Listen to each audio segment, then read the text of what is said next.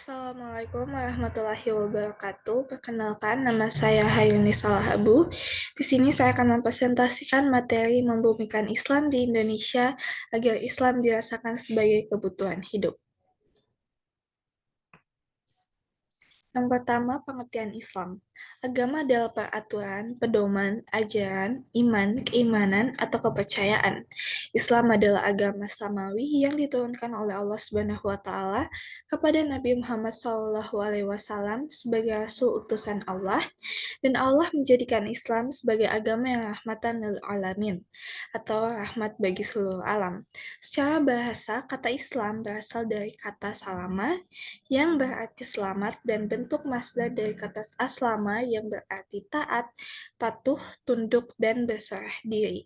Sedangkan secara istilah Islam ialah tunduk, taat, dan patuh kepada Allah Subhanahu wa taala seperti yang telah diajarkan oleh Nabi Muhammad SAW sebagai rasul utusannya serta menyerahkan diri sepenuhnya hanya kepada Allah taala. Yang kedua, agama sebagai kebutuhan hidup. Agama dapat diibaratkan sebagai sebuah jembatan lurus bagi kehidupan manusia, baik buruknya seseorang tergantung dari bagaimana manusia memaknai agama sebagai jalan hidupnya. Dan hanya Islamlah satu-satunya agama yang dapat menjadi jembatan yang lurus tersebut. Ada hal yang sepatutnya kita pahami dalam beragama Islam sebagai jalan hidup terbaik. Bukan hanya kewajiban semata dengan melaksanakan semua perintahnya dan menjauhi larangannya saja, tapi beragama hendaknya dijadikan sebagai sebuah kebutuhan hidup, laksana udara yang kita butuhkan setiap hari untuk bernafas. Mengenai cara melaksanakan ibadah dalam kehidupan sehari-hari, diriwayatkan dalam sebuah hadis, yaitu cara beragama yang disukai oleh Allah adalah agama yang dilaksanakan secara terus-menerus oleh orangnya. Hadis riwayat Muslim. Ketika amalan yang diperintahkan oleh Allah Subhanahu wa taala sudah menjadi sebuah kebutuhan, maka jika ia meninggalkan atau hanya mengerjakan sesekali, maka hidupnya akan terasa hampa.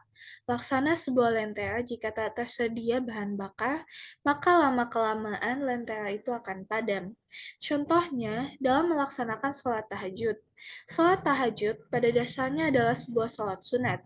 Ada yang mengerjakan sesekali saja. Sebagian mungkin menganggap sholat tahajud sebagai sarana pelengkap untuk menyempurnakan sholat wajib. Namun, apakah sholat tahajud itu sudah menjadi kebutuhan hidup kita?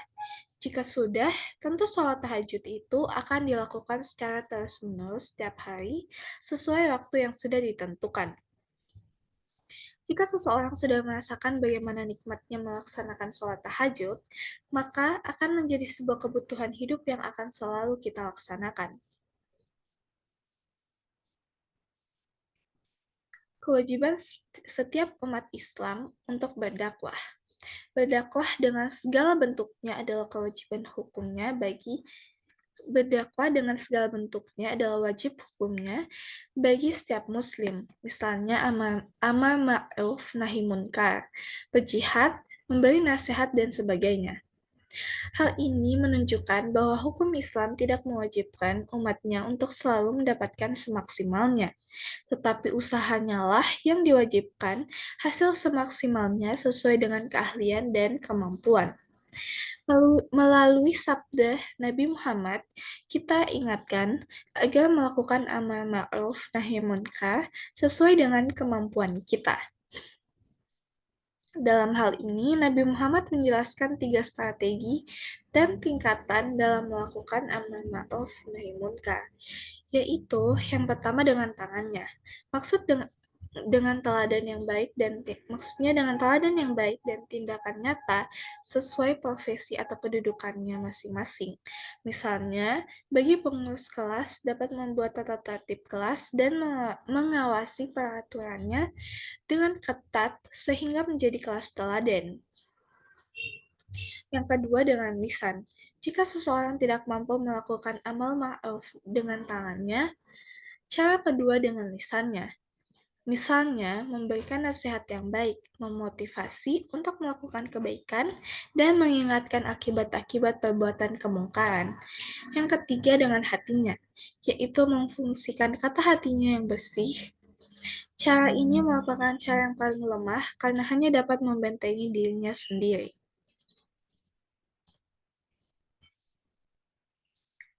Selanjutnya, bagaimana membumikan Islam di Indonesia?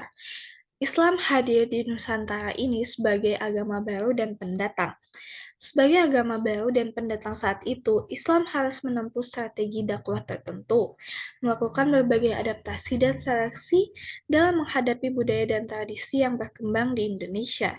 Dalam konteks sejarah penyebaran Islam di Nusantara, tepatnya pada abad ke-15 dan khususnya di tanah Jawa, Wali Songo mempunyai peran yang cukup besar dalam proses akulturasi Islam dengan budaya. Budaya dijadikan sebagai media dalam menyebarkan Islam dan mengenalkan nilai dan ajaran Islam kepada masyarakat secara persuasif. Kemampuan memadukan kearifan lokal dan nilai-nilai Islam mempertegas bahwa agama dan budaya lokal tidak dapat dipisahkan satu dengan yang lain. Dalam konteks praktik keagamaan yang dijalankan masyarakat Indonesia yang berhubungan dengan gerakan dakwah Wali Songo, tampak sekali terdapat usaha membumikan Islam. Fakta tentang pribumisasi Islam yang dilakukan Wali Songo dalam dakwahnya terlihat sampai saat ini.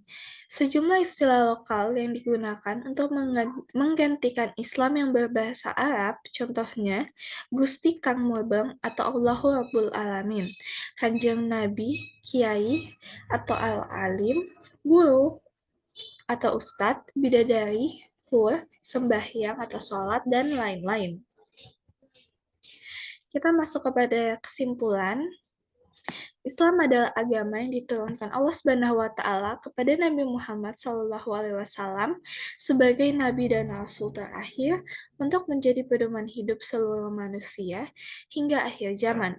Kewajiban sebagai umat Islam untuk membumikan Islam sudah tertera dalam berbagai hadis dan surah di Al-Quran, dengan menjadikan agama sebagai jalan hidup dan kebutuhan tanpa batas, individu akan merasakan kesempurnaan dan keberkahan dalam setiap langkahnya. Konsistensi dalam beribadah akan mengalirkan pahala yang terus mengalir, sehingga kehidupan menjadi berarti dan bermakna. Nabi Muhammad menjelaskan 3 strategi dan tingkatan dalam melakukan amar ma'ruf nahi munkar, yaitu yang pertama dengan tangannya, yang kedua dengan lisannya, dan yang ketiga dengan hatinya. Banyak cara yang dapat ditempuh dalam membumikan Islam di Indonesia.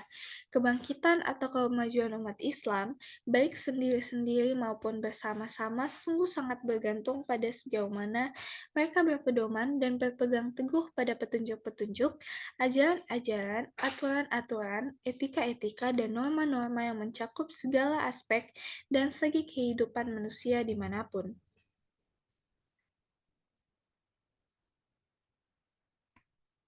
Sekian presentasi dari saya. Wassalamualaikum warahmatullahi wabarakatuh.